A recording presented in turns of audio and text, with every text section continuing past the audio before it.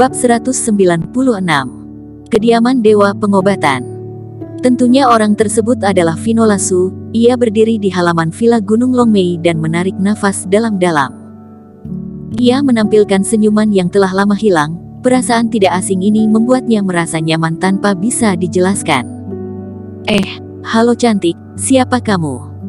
Davison Su mendekatinya dan bertanya kepada Vino Lasu sambil mengamatinya. Siapa kamu? Tanya Vino Lasu sambil mendekati Davison Su. Davison Su segera berkata dengan bangga, Aku adalah murid dari pemilik villa ini. Jika ada sesuatu yang ingin kamu tanyakan kepada guruku, katakan saja kepadaku, aku akan membantumu menyampaikannya.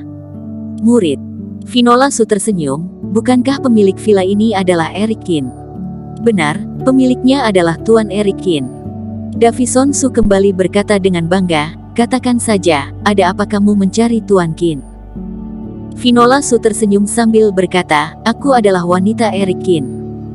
Davison Su tertegun, ia dengan hati-hati melihat ke wajah halus Vino Lasu, kemudian mengambil 2 langkah mundur dan berkata, Kamu adalah Vino Lasu.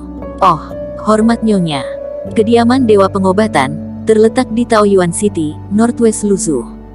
Alasan mengapa kota Taoyuan memiliki ekonomi yang sangat berkembang adalah karena kediaman Dewa Pengobatan. Tidak heran jika banyak orang kaya dan pejuang datang berobat ke kota Taoyuan. Ketika Eric Qin memasuki kota Taoyuan, ia bisa merasakan aroma obat di tempat itu yang hampir menutupi seluruh kota.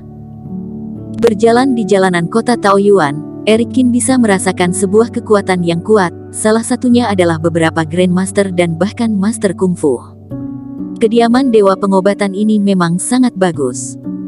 Eric Qin mendesah, selama kediaman Dewa Pengobatan berada di kota Taoyuan, maka kota ini akan selalu dipenuhi oleh banyak orang hebat.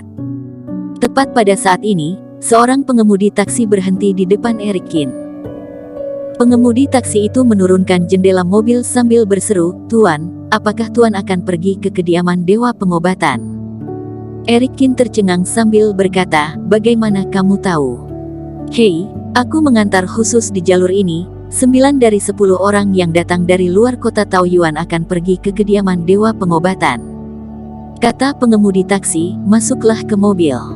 Eric Qin mengangguk dan masuk ke mobil bersama Deskarman. Di dalam taksi kecil itu, masih terdapat 2 penumpang lain. Kedua orang itu juga merupakan pejuang, namun kedua orang itu memancarkan aura pembunuh yang kuat. Kenapa ada penumpang lain? Kata Deskarman sambil mengerutkan kening. Pengemudi itu berkata, bukankah ini hal yang wajar? Jika kamu tidak ingin naik, turunlah. Kata salah satu penumpang botak yang di sebelah Eric Qin dengan dingin. Kedua penumpang ini adalah master kekuatan batin. Keduanya bukanlah siapa-siapa jika menempatkannya di kota Taoyuan, namun kedua orang ini pasti akan menjadi master terkuat jika ditempatkan di kota lain. Taksi itu melaju ke kediaman Dewa Pengobatan, dan ketika hendak tiba di kediaman Dewa Pengobatan, pengemudi tiba-tiba berkata, para tuan, orang biasa tidak akan bisa memasuki kediaman Dewa Pengobatan. Sebaiknya kalian menyiapkan beberapa hadiah untuk menyuap para penjaga pintu kediaman Dewa Pengobatan. Ini akan memungkinkan kalian untuk mengantre lebih awal. Segitu berlebihankah? Kata Eric Qin tanpa daya. Meskipun ia tahu bahwa kediaman Dewa Pengobatan memiliki status yang luar biasa, tetapi ia tidak menyangka akan separah ini. Setelah turun dari mobil, pengemudi itu mengulurkan jarinya sambil berkata, tarifnya 20 juta per orang. Berapa? Eric Qin tertegun, bukankah hanya menempuh beberapa puluh mil saja? Hei, bukankah kalian para pejuang memiliki banyak uang, kenapa begitu perhitungan? Kata pengemudi taksi sambil tersenyum. Eric Qin menarik kembali tangannya, menggelengkan kepala sambil berkata, maaf, aku sangat kekurangan uang, aku hanya bisa memberikan paling banyak 200.000. Mendengar hal itu, raut wajah pengemudi itu langsung berubah. Ia mengamati Eric Qin sambil berkata, apakah kamu yakin ingin memperhitungkan uang ini denganku? Aku katakan kepadamu bahwa kami sering menjalankan jalur ini. Setidaknya kami memiliki hubungan dekat dengan kediaman Dewa Pengobatan. Pikirkan baik-baik, jangan merugikan dirimu sendiri. Setelah mendengar ini, Erikin segera mengambil kembali 200.000 yang baru saja dirinya berikan. Kalau begitu, aku juga tidak mampu membayar uang 200.000 ini. Kata Erikin dengan sedikit malas, terima kasih telah mengantarku ke kediaman Dewa Pengobatan. Setelah berkata, Erikin berbalik dan pergi. Pengemudi itu membanting setir dengan marah. Ia segera turun dari mobil dan menunjuk Erikin sambil berkata, "Oke, lihat saja kamu, aku akan membuatmu menyesal karena uang 20 juta ini." Selesai berbicara, ia berlari ke gerbang kediaman Dewa Pengobatan dan mengatakan sesuatu kepada penjaga pintu. Setelah penjaga pintu itu mendengar, ia segera melihat ke arah Erikin. Setelah itu, penjaga pintu itu mengangguk, berbalik dan berjalan menuju gerombolan pejuang yang menunggu. "Lihat saja." Pengemudi itu menunjuk ke Erikin sambil berkata, "Lihat saja, aku tidak hanya akan mencegahmu memasuki kediaman Dewa Pengobatan, aku juga akan membuatmu dihajar oleh masyarakat." Erikin tersenyum sambil mengangguk dan berkata, "Oke, aku akan menunggumu."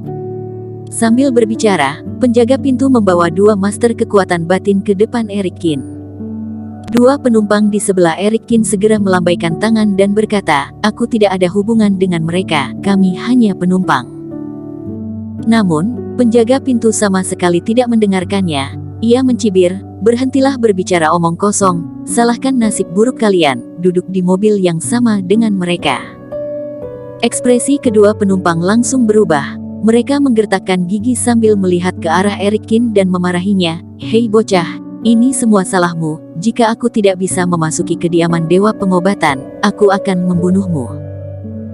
Penjaga pintu itu memandang kedua master kekuatan batin dan berkata tanpa ekspresi, "Hajarlah mereka berempat, maka aku akan membiarkan kalian masuk ke kediaman Dewa Pengobatan lebih awal." Ketika kedua master kekuatan batin mendengar ini, mereka sangat gembira dan berkata sambil mengepalkan tangan, "Bersiap-siap untuk menghajar, tenang, aku akan mematahkan kaki bocah ini." Setelah berkata itu, salah satu dari mereka meninju Erikin. Erikin berdiri diam di tempatnya, sementara Deskarman yang di sampingnya segera mengulurkan tangan dan menghantam orang itu. Begitu pukulan dari Deskarman mengenainya, master kekuatan batin hanya merasakan bahwa tinjunya itu seperti mengenai baja, lengannya kesemutan. Master pelatihan horizontal. Master kekuatan batin itu menyipitkan matanya, berteriak lagi, dan langsung mendatangi Deskarman. Ia mengarahkan tinjunya ke arah Deskarman dengan keras. Sementara Deskarman tidak menggunakan teknik yang mewah, ia hanya membalasnya dengan sebuah pukulan sederhana. Begitu pukulan dari Deskarman kembali mengenainya, kepalan master kekuatan batin itu langsung hancur, lengannya patah menembus kulit, menampakkan tulangnya yang sebening kristal. Deskarman hanya menghantamnya dengan sebuah pukulan dan langsung membuatnya tergeletak.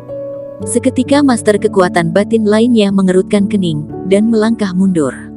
Kemudian, Deskarman melangkah selangkah demi selangkah ke arah penjaga pintu. Penjaga pintu ini hanyalah orang biasa, ia menggigil ketakutan menghadapi wajah galak Deskarman. "Kamu, jangan kemari, aku beritahu kepadamu, aku adalah anggota kediaman Dewa Pengobatan," kata penjaga pintu itu sambil melangkah mundur ketakutan.